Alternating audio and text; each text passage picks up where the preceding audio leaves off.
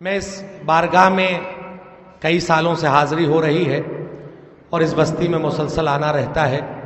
اس بستی کے عنوان سے ایک بات ضرور کہنا چاہوں گا، اس کو کسی اور ضمن میں نہ لیجیے گا، بس یہ ہے جو دل کی بات ہے، کہنے کو جی چاہ رہا ہے کہ ہر بستی میں عزادار ہوتے ہیں، کہیں بھی کوئی عزاداری میں آپس میں کوئی پرابلم ہوتی ہے، کوئی انتشار ہوتا ہے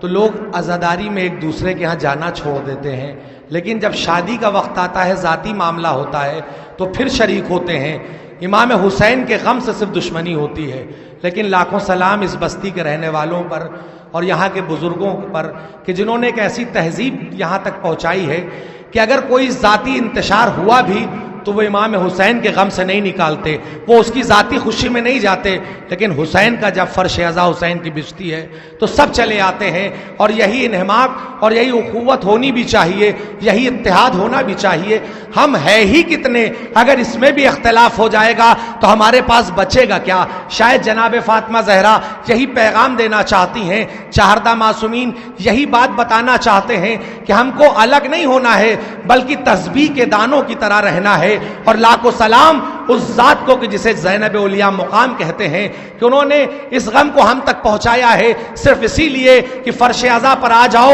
شریعتیں یہیں مل جائیں گی، کسی انسان کو دروازے نہیں جانا پڑے گا، بس فرش عزا پر آ گیا اس کو شریعت کے تمام اصول مل جاتے ہیں۔ بس اسی لیے مصرعے پیش کر کے اپنے شاعر کو آواز دے دوں گا کہ ایسے انسان کو وفادار نہیں کہہ سکتے، پیرو احمد مختار نہیں کہہ سکتے۔ امن کے شہر میں نفرت کو ہوا دیتا ہے، ہم اسے حق کا طرفدار نہیں کہہ سکتے، اور اہل ایمان کو آپس میں لڑانے والوں ہم تمہیں شہ کا عزادار نہیں کہہ سکتے،